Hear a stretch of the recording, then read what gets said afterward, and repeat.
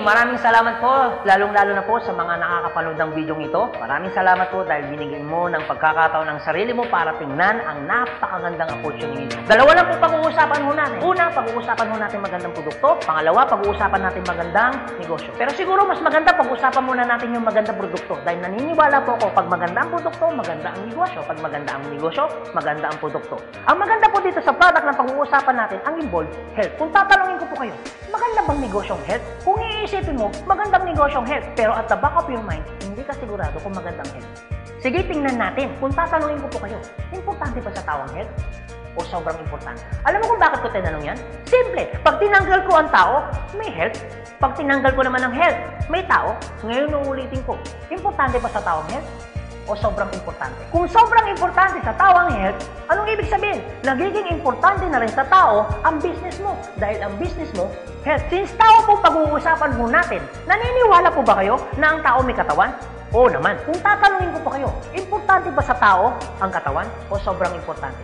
Kung sobrang importante sa tao ang katawan, what if mapabayaan ng tao ang katawan? So ano nangyayari?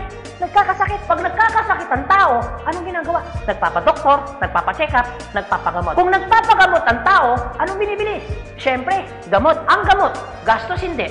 Siyempre, gastos. Pag hindi mo ginastusan, anong mangyayari sa sakit? Siyempre, lalala. Pag lumala ang sakit, anong mangyayari sa katawan?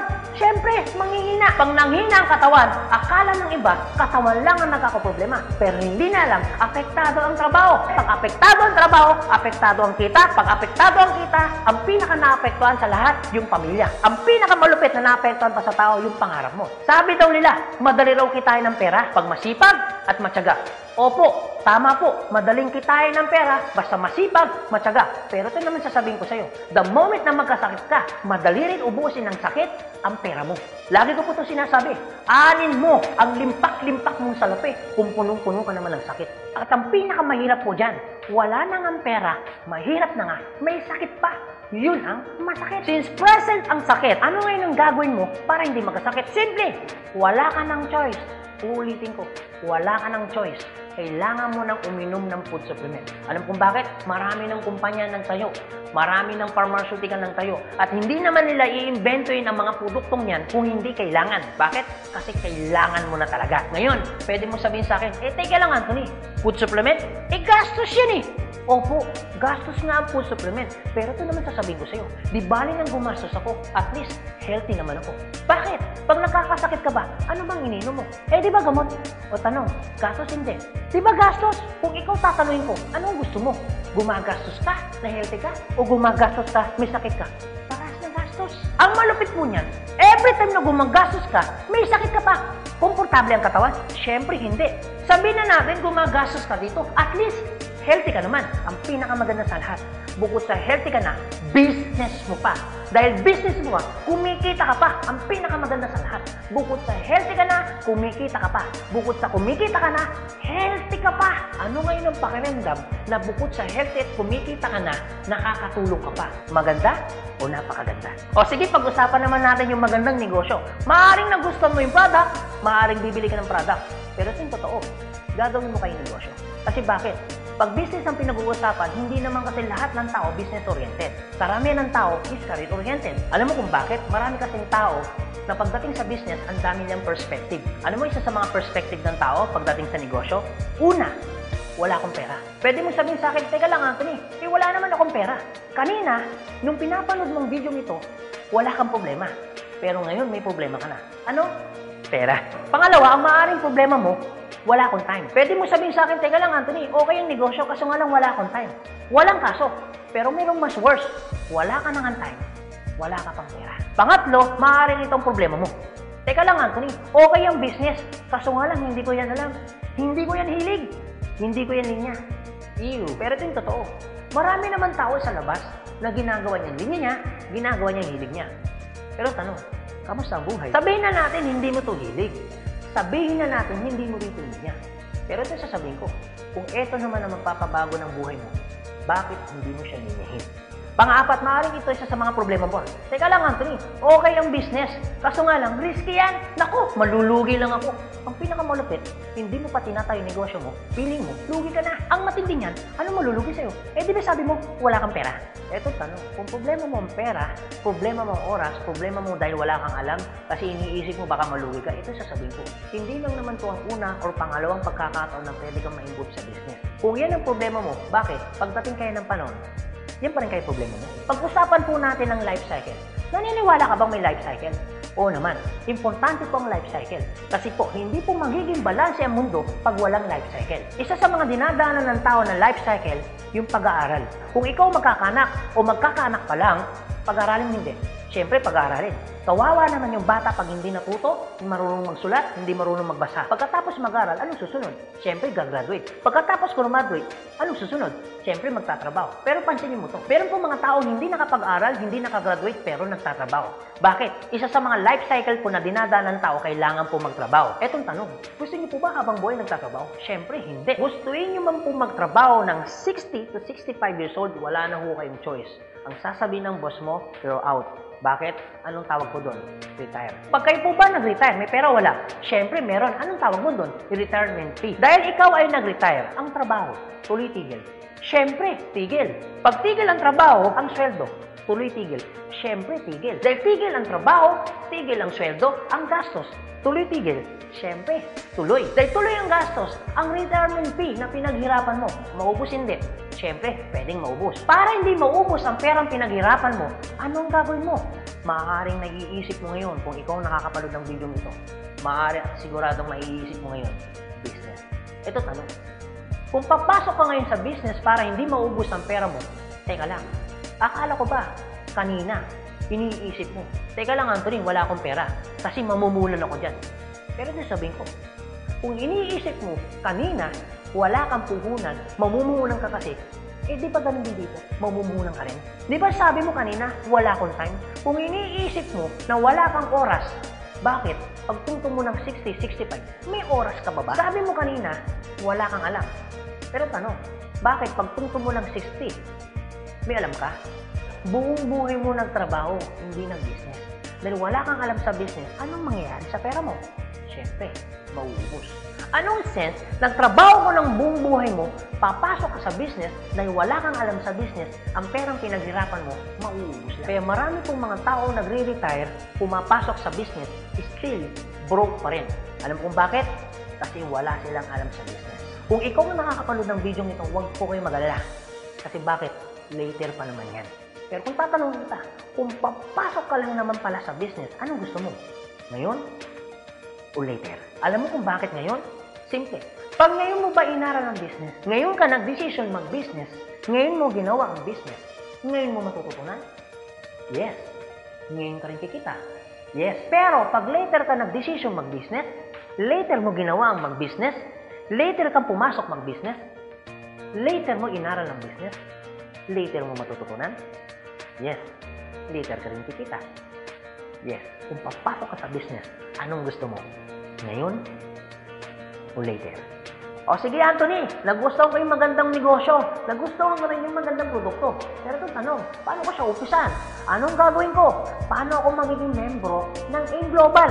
Ganito po kasi yan. Una po, kailangan nyo pong bumili ng global package. Tanong, magkano naman ang global package? Ang global package po ay 7,980 pesos. Pero teka lang Anthony, mukhang yata ang laki. Opo, malaki po siya kung gastos. Malaki din po siya kung wala kang pera. Pero teka lang, kung negosyo ang pag-uusapan natin, 7,980, malaki o maliit? Alam niyo po, sobrang liit lang po niyan. Maaari pong malaki po ang 7,980 pesos kung hindi mo makikita yung value ng pera mo. So kung gusto ko po mangyari, ipakita ko po sa inyo kung anong value ng 7,980 pesos mo.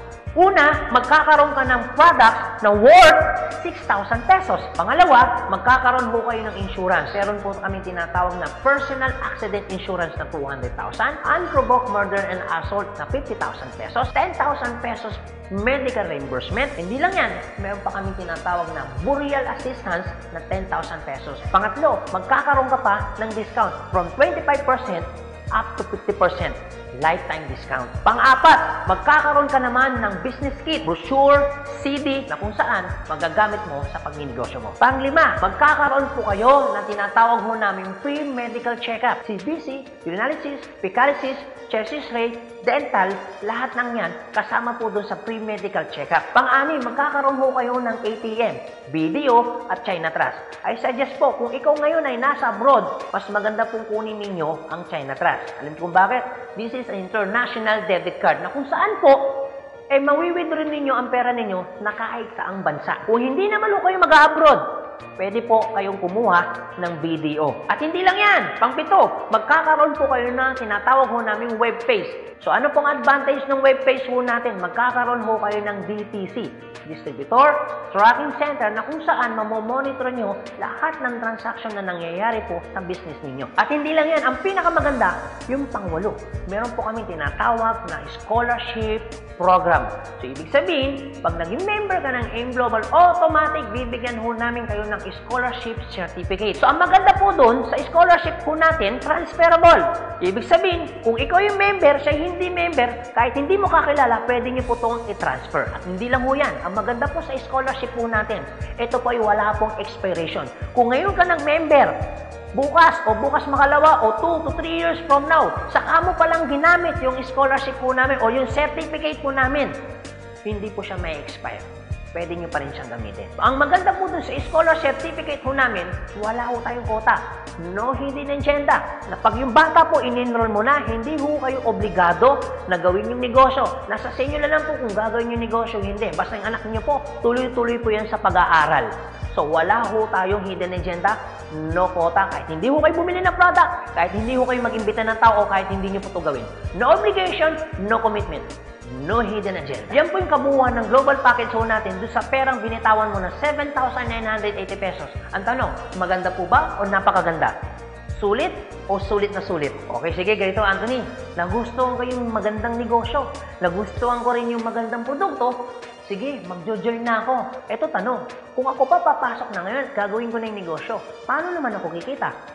Ganito po yan. Una, kikita po kayo sa tinatawag naming retailing. Sa retailing naman po, from 25% up to 50%, kikita ka. Kung hilig mong magbenta, aba, bagay na bagay ka dito. Kung hindi ka naman mahilig magbenta, wala din pong kaso. Pangalawa, eto po maganda. Meron po kami tinatawag na binary income. Sa binary income, dalawa pwede nyo pong pagkakitaan. Una, pwede ho kayong kumita sa tinatawag namin direct referral bonus. Magkano direct referral bonus?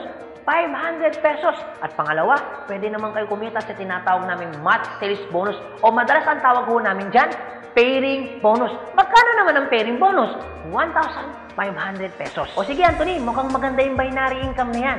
Paano ka pa kikitain yung direct referral bonus na 500 at paano ka naman kikitain yung pairing bonus na 1,500? Okay, ganito po yan. Pag sinabi pong binary, dalawa po yan. It's either ilalagay mo sa kanan o ilalagay mo sa kaliwa. Ang trabaho mo, mag-imbita. Pag ikaw ngayon nag-imbita, at yung inimbita mo ay bumili ng global package, sabi na natin, dalawa yung inimbitahan mo.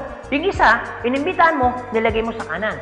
Yung isa naman, inimbitahan mo, nilagay mo naman sa kaliwa. Pagbili ni A, automatic, meron kang tinatawag na direct referral. Pagbili naman ni B, automatic, may kikitain ka naman na direct referral na 500 pesos. At hindi lang yan, meron ka pang bonus. Pag may pumasok sa kanan mo at may pumasok sa kaliwa mo, automatic, magpipair po siya. Magkano pong pairing bonus? 1,500 pesos. Basta ang usapan po, every time may papasok sa kaliwa, every time may papasok sa kanan, automatic po, pairing 1,500. Sa tingin mo ba, si A, meron din bang kaliwa? Meron din kanan? Si B, meron din bang kaliwa? Meron din bang kanan? Sa tingin mo ba, ikaw pa ba ang nag-imbita dun sa inimbita ni A and B? Siyempre, hindi na. Eto maganda. Sa labas, no work, no pay. Pero sa amin, yung taong dinala ni A at ni B, automatic, kikita ka pa rin ng pairing bonus. Magkano pairing bonus? 1,500 pesos. Ibig sabihin, dalawa yung pumasok. Magkano po yun? So, ibig sabihin, kikita ka ng 3,000 pesos. No work, pero with pay. Sa tingin niyo po, pagdating po ng panahon, yung grupo po ni A, dadami? Yung grupo naman ni B, dadami? Oo naman.